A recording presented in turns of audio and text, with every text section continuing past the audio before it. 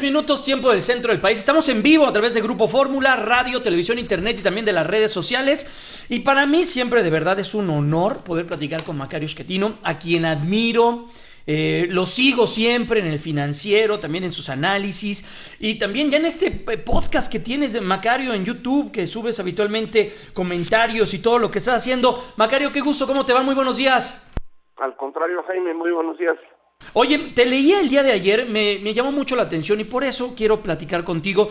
Inicia ya la 64ª legislatura, una 64ª legislatura que viene con cambios muy importantes. Hoy a las 5 de la tarde se instala. Para tu análisis, ¿dónde debemos de poner la vista? ¿Qué cambios va a haber? Además de esta mayoría que tendrá Morena con sus aliados, el PES, el PT. ¿Qué debemos de estar al pendiente, Macario, en el análisis y en la nueva manera de ver la política?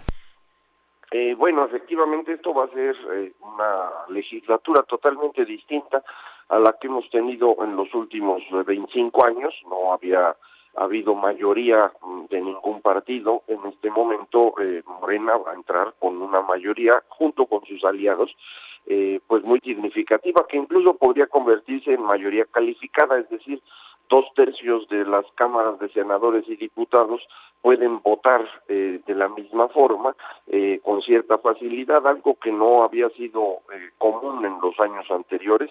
No había habido este tipo de mayoría desde los tiempos de Miguel de la Madrid, y Miguel de la Madrid, como lo recordarán los amigos viejitos del auditorio, pues no tenía un margen de económico para tomar decisiones, entró en crisis y pues casi todo el sexenio fue muy complicado en materia económica. Entonces, para hacer un equivalente en términos de control político y de margen económico, tendría uno que regresarse hasta los años 70, los tiempos de Luis Echeverría o de José López Portillo, son los que se podrían parecer a lo que tenemos hoy, pero obviamente es nada más una referencia, porque bueno, pues 40 años después las cosas son diferentes en muchísimos ámbitos, pero pues sería el tipo de gobierno con el que uno podría comparar.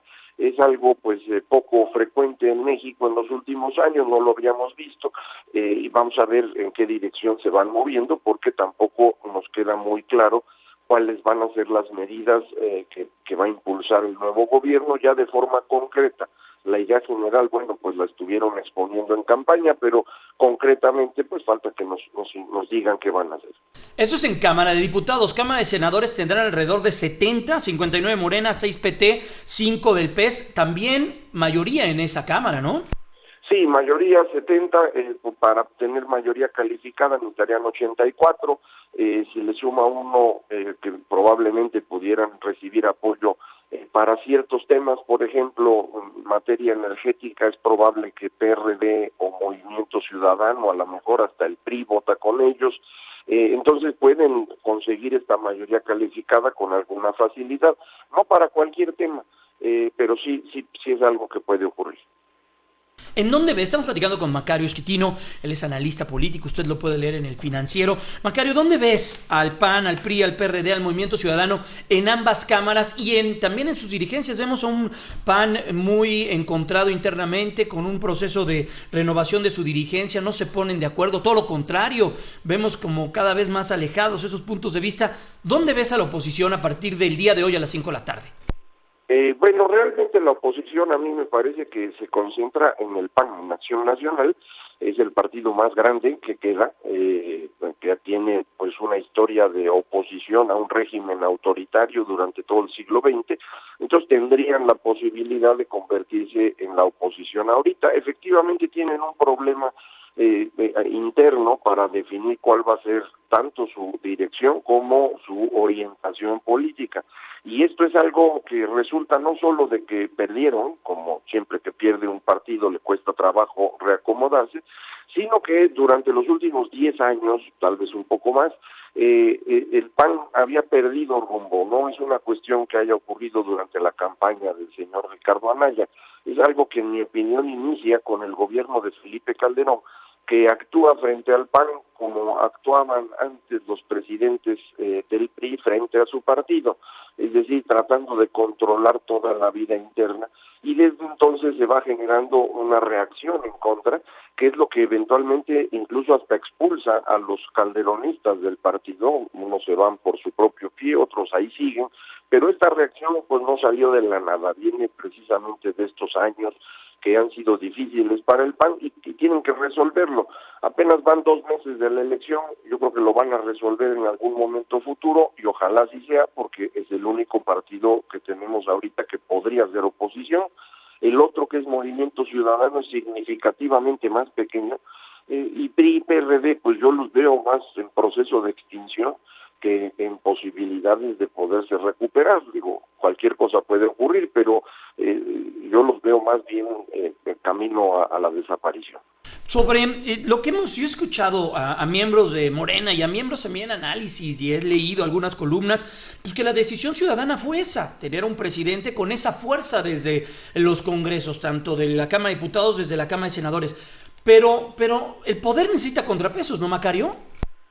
Sí, sin duda, el poder necesita contrapesos, pero también es cierto lo otro, es decir, también es una cuestión histórica. Hace rato decía yo, se parece a los gobiernos de Echeverría o López Portillo en términos del control político que puede tener, pero la gran diferencia es que aquellos gobiernos pues no los elegíamos, realmente no teníamos democracia. Este sí se eligió, es decir, sí se refleja en esto lo que la mayoría de los mexicanos quería. ¿Por qué lo quería? Es otro tema, pero eso es lo que eligieron, eso es lo que quisieron los mexicanos en su gran mayoría, y en consecuencia pues así va a funcionar. Entonces tampoco es un asunto que debiera uno quejarse desde ahorita, pues eso es lo que eligieron los mexicanos, ¿no? Ahora, ¿qué debemos esperar de esta legislatura con temas tan sensibles y en avances que se habían realizado desde puntos de vista diferentes? El presidente de la República lo ha dicho en entrevistas sobre la reforma educativa, por ejemplo, la reforma energética, que son las dos grandes reformas que se dieron en ese sexenio, que seguramente tendrán cambios a partir de lo que ocurra el día de hoy en el Congreso de la Unión. ¿Qué debemos de esperar?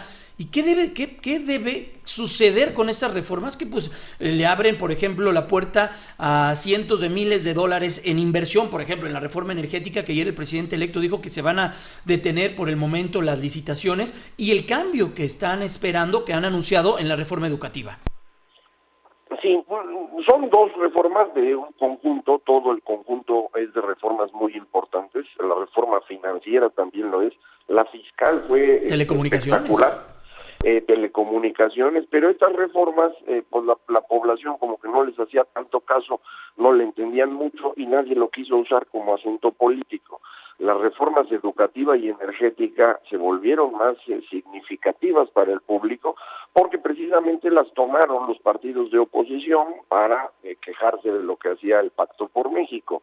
Y es porque también son dos temas pues cercanos a los mexicanos. Educación, por razón obvia, todos estamos preocupados por la educación de nuestros hijos, y energética porque aquí en México tenemos el cuento de que el petróleo pues es la patria. Creo que por eso se les atendió más. Qué bueno, porque entonces dejaron las otras y no se han metido en ellas. ¿Qué va a pasar con educativa y energética? No lo sabemos, otra vez no nos han dicho con claridad. Dijeron que va atrás la reforma educativa, pero no exactamente cómo. La energética dicen que ya no habrá más licitaciones, pero pues suponemos que todo lo que ya se licitó y se firmó se va a respetar. Vamos a ver exactamente cómo ocurre esto. Efectivamente, echar atrás la reforma energética significaría perder cientos de miles de millones de dólares. Son cantidades que se están invirtiendo muy, muy grandes, de donde el gobierno mexicano obtiene más de lo que obtenía con Pemex, hecho algo que nunca han querido discutir con claridad. Pemex le pagaba al gobierno mexicano muy poco por cada gota de petróleo que sacaba, comparado con lo que se paga en otras partes del mundo y comparado con lo que van a pagar las empresas a través de la reforma energética. Entonces, ojalá y no lo vayan a echar atrás eso, porque significaría una gran pérdida. Yo creo que tanto en la educativa como en la energética lo que López Obrador está intentando es recuperar el control de los sindicatos a su favor. Son dos sindicatos muy importantes, el de petroleros y el de maestros, y creo que ese es su objetivo. Él imagina al mundo como si fuera el PRI de los 70, es lo que él entiende. Es un político que tiene como objetivo concentrar la mayor cantidad de poder en su persona, y lo ha estado logrando. Creo que va a intentar lo mismo con los sindicatos, y por eso estas dos reformas le interesan tanto. Pues Macario Schettino, muchas gracias por estos minutos, y rápidamente nos queda un minuto, y aprovechando que estás en la línea, Canadá pues lo posterga su entendimiento con Estados Unidos. ¿Cómo viste lo que sucedió el día de ayer, tan controvertido? Porque había medios que decían que sí, que no. ¿Cómo ves? ¿Qué lectura le das? Bueno, pues sigue la negociación. Tanto Canadá como México tenemos que defendernos del energúmeno, que no es una cosa sencilla, y es lo que se ha estado tratando de hacer. A mí me parece que México ha hecho un papel destacadísimo. El equipo de negociación de México es probablemente el mejor del mundo, pero pues tenemos enfrente a una persona que es un peligro, y se ha estado tratando de defender. Ojalá y Canadá en la próxima semana o los próximos días llegue finalmente a un arreglo, porque sin Canadá no existe nada, pero al menos lo que vamos ganando es tiempo. Mientras logremos que el señor Donald Trump no se salga del Tratado de Libre Comercio, lo demás no es tan importante. Pues Macario, gracias, eres muy generoso por estos minutos, es muy temprano, te oyes afectado de la garganta, te dejamos descansar, gracias. Muchísimas gracias a ti, Jaime, buenos días. Un privilegio poder platicar con Macario Schettino, analista político, con esta visión que tiene de lo que viene para los próximos meses, años, en cuanto al gobierno, la manera en la que se va a instalar el día de hoy el Congreso, y bueno, pues lo que viene en temas tan sensibles como la reforma educativa, la reforma energética y lo que vamos a ver en la política y también en el ámbito internacional con el Tratado de Libre Comercio. Pausa.